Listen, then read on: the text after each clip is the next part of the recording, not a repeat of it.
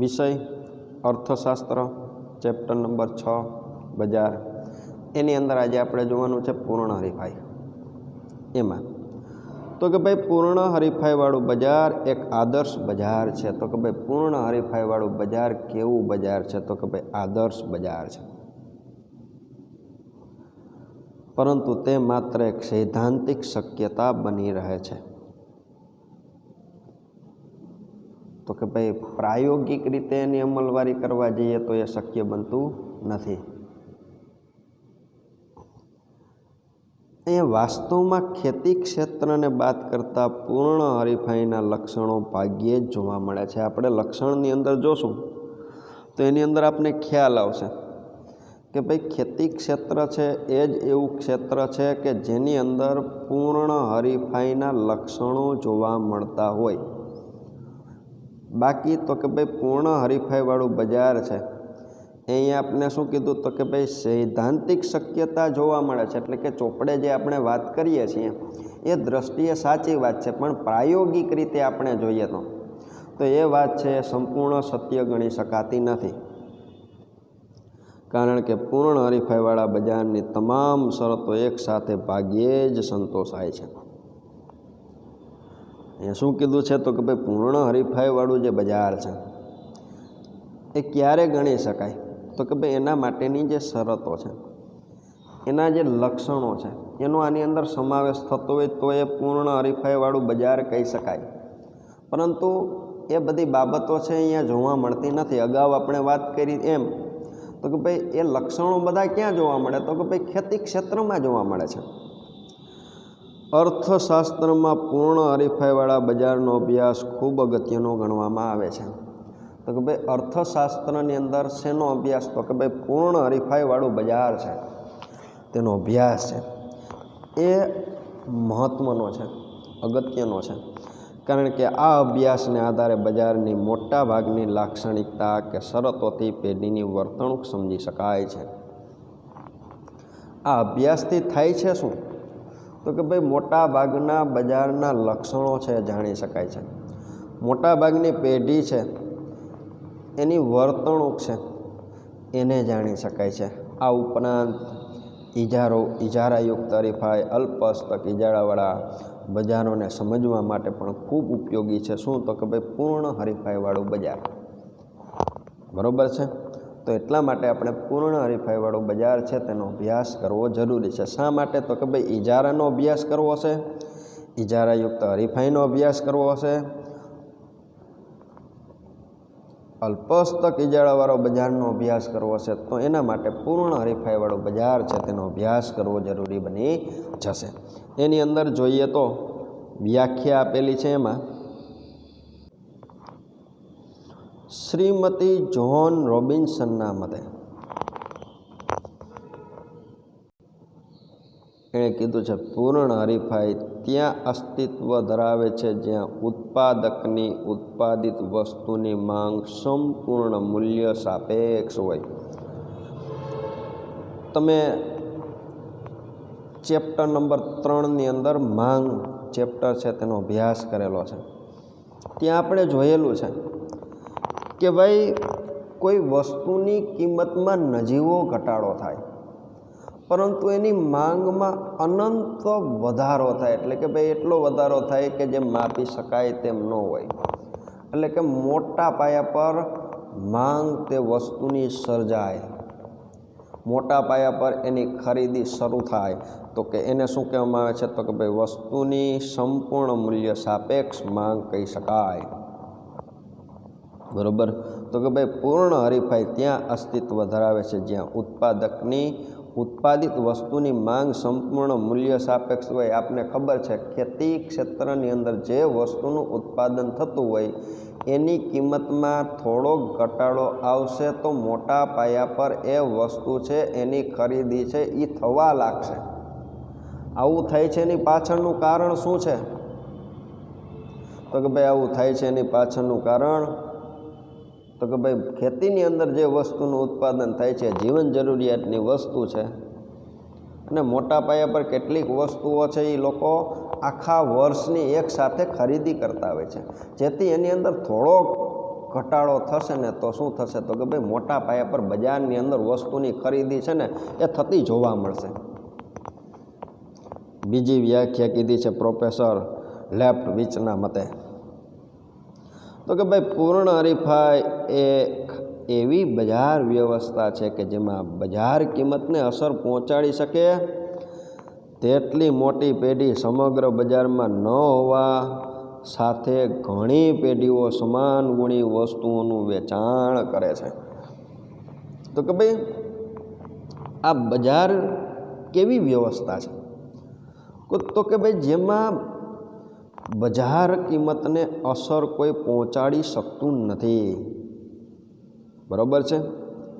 તો કે ભાઈ એવી પેઢી જ બજારમાં નથી,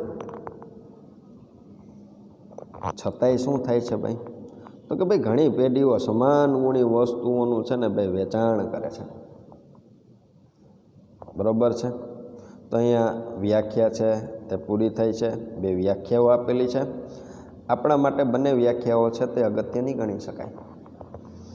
હવે આપણે જોઈએ પૂર્ણ હરીફાઈના લક્ષણો 5 માર્ક્સની અંદર જો પ્રશ્ન પૂછે તો એમાં પહેલો નંબર આપને કીધો છે અસંખ્ય વેચનારા અને અસંખ્ય ખરીદનારા. શેના લક્ષણોની આપણે વાત કરીએ છીએ તો કે ભાઈ પૂર્ણ હરીફાઈવાળા બજારના લક્ષણોની આપણે વાત કરીએ છીએ. તો એની અંદર આપણે શું કીધું છે તો કે ભાઈ અસંખ્ય વેચનારાઓ છે અને તો કે અસંખ્ય ખરીદનારાઓ છે. એની અંદર જોઈએ તો કે ભાઈ પૂર્ણ હરીફાઈવાળા બજારની પ્રાથમિક શરત એટલે કે અસંખ્ય ખરીદનારા અને અસંખ્ય વેચનારા. તો કે ભાઈ પૂર્ણ હરીફાઈવાળો બજાર છે તેનો આપણે અભ્યાસ કરવો હોય તો એની પ્રથમ શરત શું છે અથવા તો કેને પૂર્ણ હરીફાઈવાળું બજાર કહેવાય તો કે ભાઈ જે બજારની અંદર અસંખ્ય વસ્તુ ખરીદનારા હોય, અસંખ્ય વસ્તુ વેચનારા હોય એને જ પૂર્ણ હરીફાઈવાળું બજાર કહી શકાય. એટલે કે આ બજારમાં ખરીદનારા અને વેચનારા અગણિત હોય છે. અગણિત એટલે કે ગણી શકાતા ન હોય. બરાબર છે. તો કે ભાઈ ખરીદનારા હોય ઘણા બધા હોય છે અને વેચનારા હોય ઘણા બધા હોય છે. આ બજારમાં અસંખ્ય વેચનારાઓ પૈકીનો કોઈ એક વેચનાર બજારના પુરવઠાનો ખૂબ નાનો અંશ વેચે છે. તો કે ભાઈ આ બજારની સ્થિતિ શું છે તો કે ભાઈ બજારની અંદર જે વસ્તુનું વેચાણ થાય છે એ વેચાણ કરનાર જે વ્યક્તિ છે એ વ્યક્તિ બજારની અંદર જે વસ્તુ વેચે છે એ બહુ નાનું પ્રમાણ ગણી શકાય. કારણ કે ઘણા વ્યક્તિઓ વસ્તુ વેચનારા છે એટલે જે વ્યક્તિ બજારની અંદર જે વસ્તુનું વેચાણ કરે છે એનો અંશ, એનો હિસ્સો બહુ નાનો હશે. જેથી તે આખા બજારના પુરવઠા પર કાબૂ ધરાવી શકતો નથી. એટલે એ વ્યક્તિ એવું ઈચ્છતો હોય કે ભાઈ વસ્તુની કિંમત છે એ આપણા દ્વારા નક્કી થવી જોઈએ તો એ શક્ય નથી. કારણ કે પુરવઠો તેના હાથમાં નથી.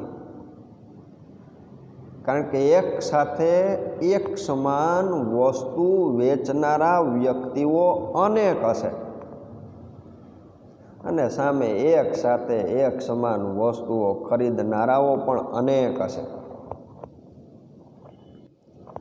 તેથી તે વસ્તુની બજાર કિંમત ઉપર અસર પહોંચાડી શકતો નથી. કોણ તો કે ભાઈ ઉત્પાદક. કોણ તો કે ભાઈ વસ્તુને વેચનાર.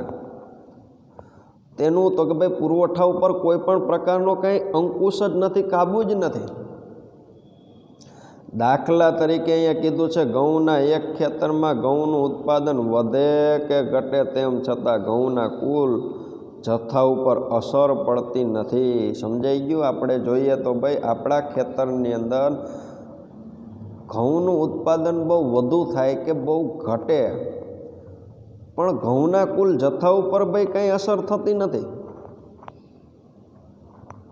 શા માટે તો કે ભાઈ આખા દેશની અંદર વાવેતર છે એ થયેલું હશે. બરાબર.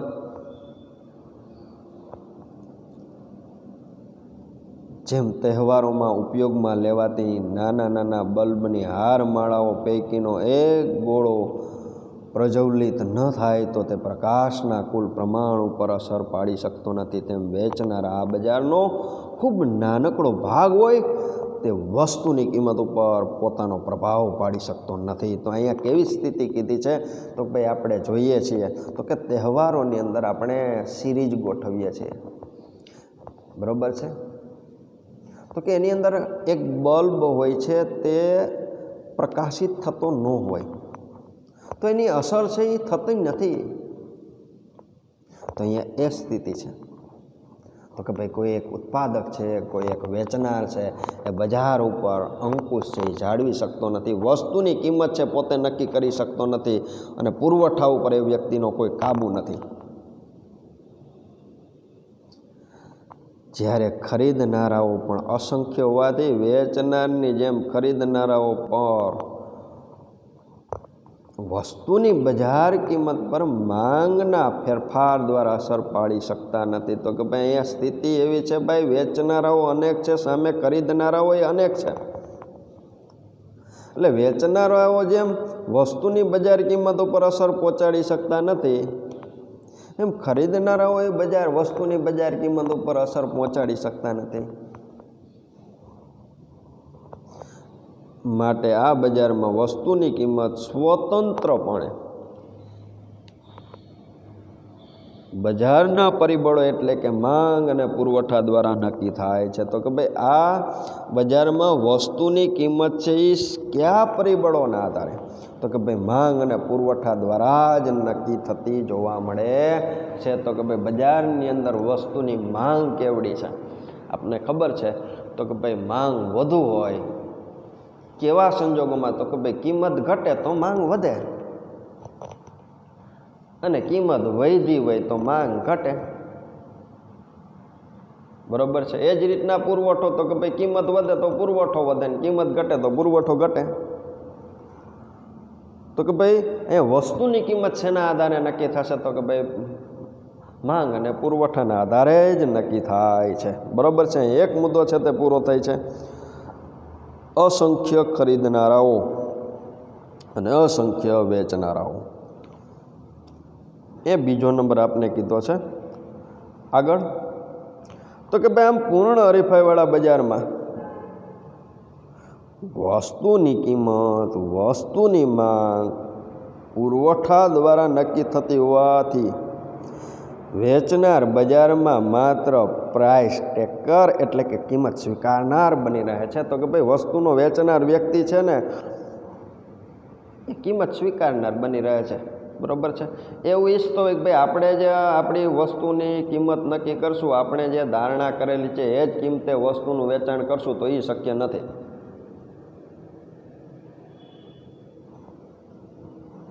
હવે નંબર બીજો કીધો છે તો કે ભાઈ સમાન ગુણી વસ્તુઓ. વાત કરીએ છીએ પૂર્ણ હરીફાઈવાળું બજાર, એના લક્ષણોની અંદર પહેલું લક્ષણ આપણે જોયું હતું અસંખ્ય ખરીદનારાઓ અને અસંખ્ય વેચનારાઓ. એની અંદર કીધું છે સમાન ગુણી વસ્તુઓ. તો કે ભાઈ પૂર્ણ હરીફાઈવાળા બજારમાં બીજી અગત્યની બાબત સમાન ગુણી વસ્તુઓનું અસ્તિત્વ છે. તો કે ભાઈ અહીંયા શું જોવા મળે છે? તો કે ભાઈ સમાન ગણી વસ્તુઓ છે, એક સમાન વસ્તુઓ છે, એનું અસ્તિત્વ છે એ બજારની અંદર જોવા મળે છે. સમાન ગુણી વસ્તુઓ એટલે કે રૂપ, રંગ, ગંધ, કદ, સ્વાદ, આકાર, વજન, ગુણવત્તા વગેરે જેવી બાબતોમાં એક સરખી છે. તો કે ભાઈ સમાન ગુણી વસ્તુ અહીંયા કોને કીધી છે? તો કે ભાઈ રૂપ, રંગ, ગંધ, કદ, સ્વાદ, આકાર, વજન, ગુણવત્તા વગેરેની અંદર એક સમાનતા જોવા મળતી હોય એને સમાન ગુણી વસ્તુ કહેવામાં આવે છે. વસ્તુઓ બધી જ રીતે એક સરખી હોવાથી તેને એકરૂપ, સમરૂપ કે સરખી વસ્તુઓ તરીકે ઓળખવામાં આવે છે. તો કે ભાઈ વસ્તુ છે બધી એક સરખી જ છે, અહીંયા આપણે અગાઉ જોયું હતું તો કે ભાઈ એક વાત કરેલી હતી તો કે ભાઈ બજારની અંદર એક ખેતી ક્ષેત્ર જ એવું છે કે જેમાં શું જોવા મળે છે તો કે ભાઈ પૂર્ણ હરીફાઈવાળા બજાર છે તેના લક્ષણો છે એ જોવા મળે છે. કારણ કે અહીંયા ખેતરની અંદર ઘઉંનું ઉત્પાદન થાય તો રૂપ, રંગ, ગંધ, કદ, સ્વાદ, આકાર, વજન, ગુણવત્તા મોટા પાયા પર બધું સમાન હોય છે. સમજાઈ ગયું?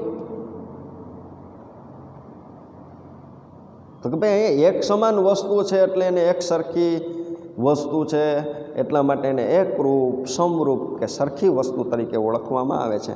અને આ જ કારણરૂપ આ બજારની તમામ વસ્તુઓ એકબીજાથી સંપૂર્ણ અવેજી હોય છે. સંપૂર્ણ અવેજી એટલે શું? તો કે ભાઈ એકબીજાની નજીકની. અવેજી એટલે બીજું શું? તો કે ભાઈ એકબીજાના બદલામાં ઉપયોગ કરી શકાતી હોય તેવી.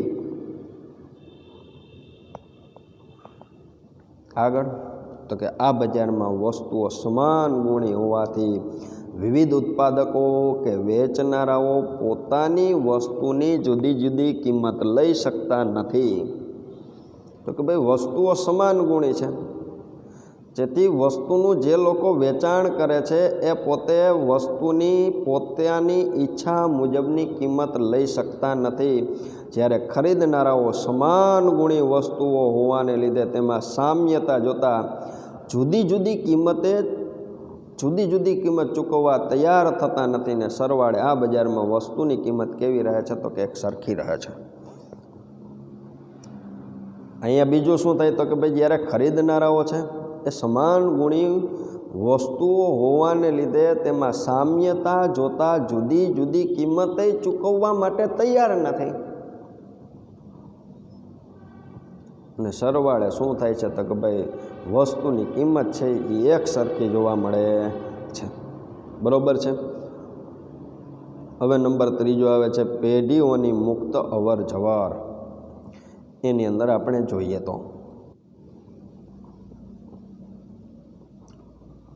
તો કે ભાઈ પૂર્ણ હરીફાઈવાળા બજારનું ત્રીજું મહત્ત્વનું લક્ષણ પેઢીઓની મુક્ત અવર જવર છે. શું કીધું છે? તો કે ભાઈ પેઢીઓની મુક્ત અવર જવર. પેઢીઓ આવતી હોય ને પેઢીઓ જતી હોય એને શું કહેવામાં આવે છે? તો કે ભાઈ મુક્ત અવર જવર તરીકે ઓળખવામાં આવે છે. અહીં પેઢીઓની મુક્ત અવર જવરનો અર્થ પેઢીઓનો ઉદ્યોગમાં વિના નિયંત્રણે પ્રવેશ અને નિકાસ. તો કે ભાઈ પેઢીઓની મુક્ત અવર જવર કહેવાય કોને? તો કે ભાઈ જ્યારે પેઢી ઈચ્છે ત્યારે ઉદ્યોગની અંદર પ્રવેશી શકે છે, જ્યારે એની ઈચ્છા થાય ત્યારે પોતે ઉદ્યોગમાંથી નીકળી પણ શકે છે. જ્યારે કોઈ ઉદ્યોગ અસામાન્ય નફાની સ્થિતિમાં હોય ત્યારે આવા અસામાન્ય નફાથી આકર્ષાય પેઢીઓ મુક્તપણે ઉદ્યોગમાં પ્રવેશે છે. તો કે અહીંયા શું થાય છે? તો કે ભાઈ અસામાન્ય નફાની સ્થિતિ હોય. અસામાન્ય નફો એટલે કે બજારની અંદર નફાનું તત્વ વધુ જોવા મળતું હોય ત્યારે એનાથી વ્યક્તિઓ છે એ આકર્ષાય છે અને ઉદ્યોગની અંદર પ્રવેશ કરે છે. તેમજ જો કોઈ ઉદ્યોગમાં અસામાન્ય ખોટની સ્થિતિ ઊભી થાય તો પેઢીઓ અસામાન્ય ખોટના કારણે ઉદ્યોગ છોડી દે છે, એટલે કે વ્યવસાય ધંધો બંધ કરી દે છે. તો કે ભાઈ અહીંયા શું થાય? તો કે ભાઈ અસામાન્ય ખોટ એટલે કે ભાઈ મોટા પાયા પર ખોટનો સામનો કરવો પડતો હોય તો જે તે સાહસિક લોકો છે એ લોકો શું કરશે? તો કે ભાઈ પોતાનો વ્યવસાય બંધ કરી દેશે, પોતાનો ઉદ્યોગ બંધ કરી દેશે. આવી રીતે બજારમાં પેઢીઓની અવર જવર ઉપર કોઈ પણ પ્રકારનો પ્રતિબંધ હોતો નથી. સમજાઈ ગયું? તો કે ભાઈ જ્યારે આપણે એક જોઈએ તો શું સ્થિતિ જોવા મળતી હોય છે તમને ને મને? તો કે એવી સ્થિતિ તમને ને મને જોવા મળતી હોય છે કે જ્યારે કોઈ ધંધાકીય એકમની અંદર વધુ નફો જોવા મળતો હોય જેનાથી આપણે પ્રેરાઈએ અને એ ધંધો આપણે શરૂ કરીએ. આજે બજારની અંદર આ જ જોવા મળે છે. કોઈ જગ્યાએ નવી સોસાયટી બનેલી હોય ને એક પ્રોવિઝન સ્ટોર બનેલી હોય ને એ પ્રોવિઝન સ્ટોર બહુ ચાલતી હોય તો બીજો વ્યક્તિ શું કરશે તો કે ભાઈ એ વ્યક્તિ જે નફો કરતો હશે એનાથી પ્રેરાશે, એ વ્યક્તિને પણ નવો નફો મેળવવાની અપેક્ષા જાગશે એટલે એ પણ પેઢી ખોલશે ને એ પેઢી ખોલશે એટલે શું થશે તો કે ભાઈ બે વ્યક્તિ છે એ બે વ્યક્તિનો નફામાં ભાગ પડશે, ત્રીજી વ્યક્તિ ત્યાં આવશે અને એમાંથી શું થશે તો કે એક વ્યક્તિ છે એણે નુકસાન કરવું પડશે એટલે શું થશે તો કે એ વ્યક્તિ બજારમાંથી નીકળી જશે. તો કે અસામાન્ય ખોટના સંજોગોમાં પોતાનો ધંધો છે એ બંધ કરી દે છે ને અસામાન્ય નફાને જોઈ અને પોતે પેઢીની અંદર પ્રવેશ કરે છે. સમજાઈ ગયું? તેથી અહીંયા શું કહેવાય તો કે ભાઈ પેઢીઓની મુક્ત અવરજવર કહેવામાં આવે છે.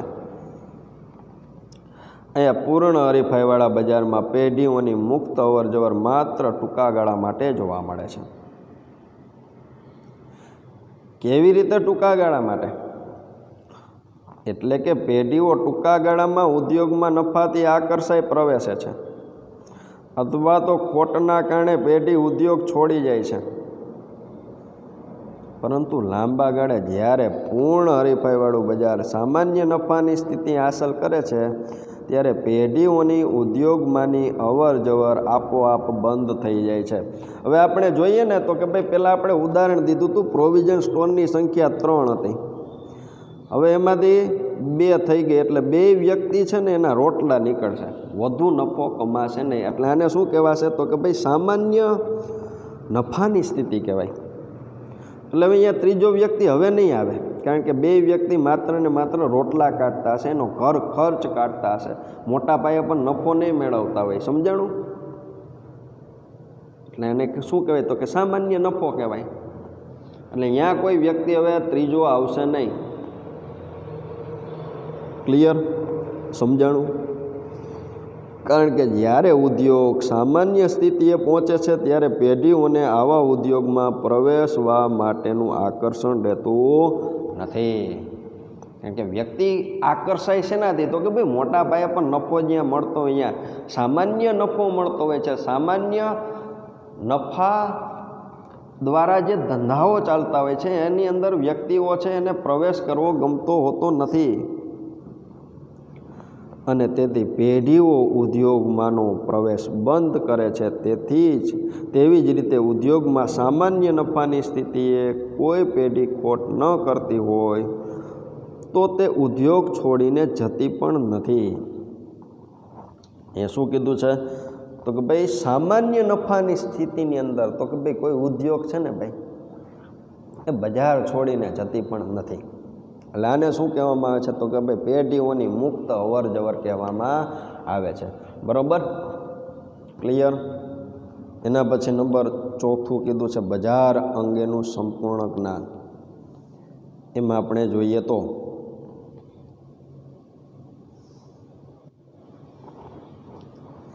તો કે ભાઈ પૂર્ણ હરીફાઈવાળા બજારમાં ઉત્પાદકો, વેચનારાઓ અને ખરીદનારાઓને બજાર અંગેનું એટલે કે વસ્તુની વર્તમાન કિંમત, વસ્તુની ઉપલબ્ધતા વિષયનું સંપૂર્ણ જ્ઞાન છે. આ પૂર્ણ હરીફાઈવાળી બજાર છે એની અંદર જે ઉત્પાદકો છે, જે વસ્તુનું વેચાણ કરનારાઓ છે, વસ્તુને ખરીદનારાઓ છે, એને બજાર અંગેની સંપૂર્ણ માહિતી છે. બજારની અંદર જે જે વસ્તુ ઉપલબ્ધ થાય છે તેનું સંપૂર્ણ જ્ઞાન છે. વસ્તુની વર્તમાન કિંમતથી એ લોકો બધા પરિચિત છે. બરોબર?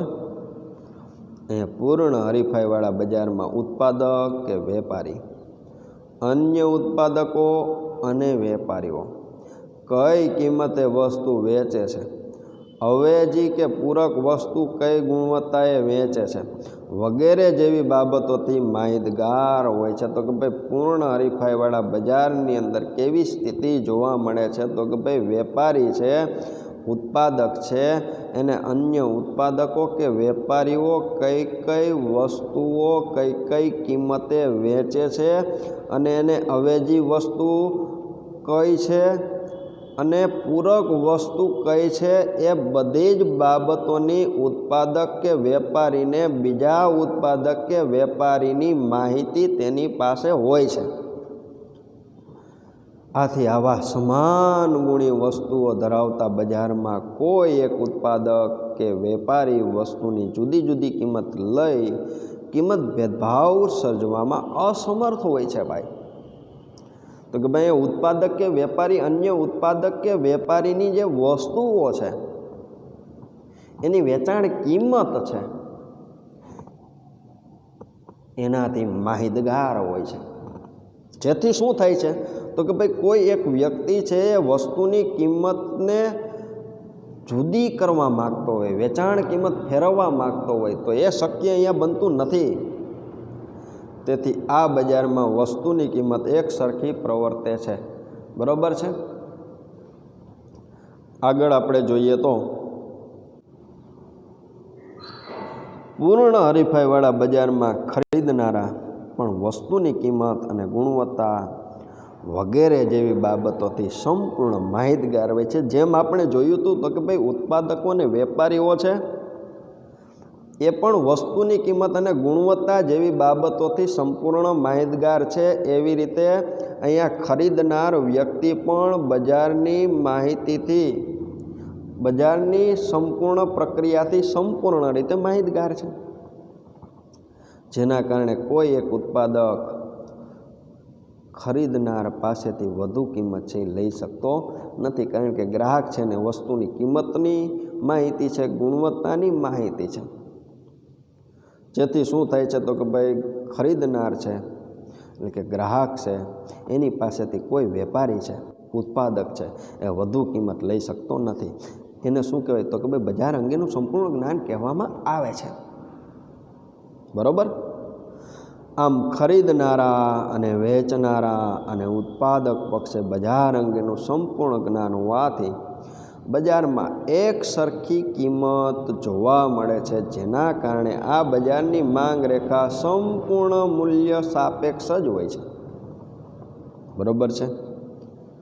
તો કે ભાઈ અહીંયા સંપૂર્ણ મૂલ્ય સાપેક્ષ બજારની અંદર માંગ હોવાથી શું જોવા મળે છે તો કે ભાઈ અહીંયા તો કે ભાઈ ઉત્પાદકો છે અને વેચનારાઓ છે અને ગ્રાહકો છે એટલે કે ખરીદનારાઓ છે એને બજારની બધી બાબતોની માહિતી છે. જેથી બજારની માંગ રેખા સંપૂર્ણ મૂલ્ય સાપેક્ષ હોય છે. નંબર 5મો કીધો છે ઉત્પાદનના સાધનો સંપૂર્ણ ગતિશીલ. એની અંદર આપણે જોઈએ તો કે ભાઈ પૂર્ણ હરીફાઈવાળા બજારમાં ઉત્પાદનના 4 સાધનો ક્યાં ક્યાં તો કે ભાઈ જમીન છે, મૂડી છે, શ્રમ છે અને નિયોજક સંપૂર્ણ ગતિશીલ છે. શેમાં તો કે ભાઈ પૂર્ણ હરીફાઈવાળા બજારમાં ઉત્પાદનના 4 સાધનો ક્યાં તો કે ભાઈ જમીન, મૂડી, શ્રમ, નિયોજક એ ઉત્પાદનના 4 સાધનો છે. સંપૂર્ણ ગતિશીલ એટલે કે એક જગ્યાએથી બીજી જગ્યાએ લઈ જઈ શકાય. આ ઉત્પાદનના સાધનો ભૌગોલિક, વ્યાવસાયિક અને ઉપયોગની દ્રષ્ટિએ સંપૂર્ણ ગતિશીલ હોય છે. તો કે ભાઈ આ સાધનો છે એ ભૌગોલિક રીતે જોઈએ તો એ ગતિશીલ હોય, વ્યાવસાયિક રીતે જોઈએ તોય ગતિશીલ હોય અને ઉપયોગની દ્રષ્ટિએ જોઈએ તોય ગતિશીલ હોય છે. બરોબર. પૂર્ણ હરીફાઈવાળા બજારમાં વસ્તુની કિંમત એક સરખી હોય છે. તેવી જ રીતે ઉત્પાદનના સાધનોની કિંમત એટલે કે વળતર એક સરખા હોય છે. કારણ કે ઉત્પાદનના સાધનો સંપૂર્ણ ગતિશીલ હોવાથી તેઓ ઓછા વળતરથી વધુ વળતર તરફ સ્થળાંતર પામે છે અને વારંવાર થતા સ્થળાંતરને ટાળવા પેઢીઓને એક સમાન વળતર આપવાની ફરજ પડે છે. તો કે અહીંયા શું થાય છે તો કે ભાઈ ઉત્પાદનના જે સાધનો છે એની સામે આપવામાં આવતું વળતર છે એ પણ સરખું હોય.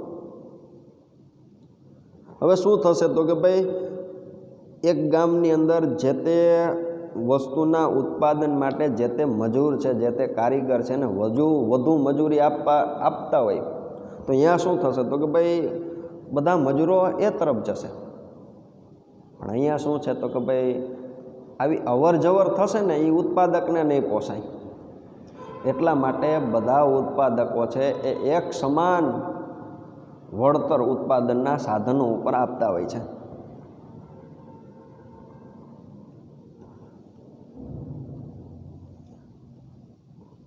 અને નંબર છેલ્લો કીધો છે અહીંયા વાહન વ્યવહારના ખર્ચનો અભાવ. તો કે ભાઈ પૂર્ણ હરીફાઈવાળા બજારમાં અસંખ્ય વેચનારા અને અસંખ્ય ખરીદનારા હોય છે. તો કે ભાઈ પૂર્ણ હરીફાઈવાળા બજારની અંદર આપણે જોયું હતું તો કે ભાઈ અસંખ્ય ખરીદનારાઓ હતા અને અસંખ્ય વેચનારાઓ હતા. પૂર્ણ હરીફાઈના વિશ્લેષણમાં બજારમાં વાહન વ્યવહાર ખર્ચ કુલ ખર્ચનો ખૂબ નાનો અંશ હોવાથી તે ગણતરીમાં લેવામાં આવતો નથી. તો કે ભાઈ અહીંયા વાહન વ્યવહારનો ખર્ચ છે જે કુલ ખર્ચ થાય છે એની અંદર એનો હિસ્સો બહુ ઓછો છે, જેથી ગણતરીમાં નથી લેવાતું, જેથી વાહન વ્યવહાર ખર્ચ શૂન્ય છે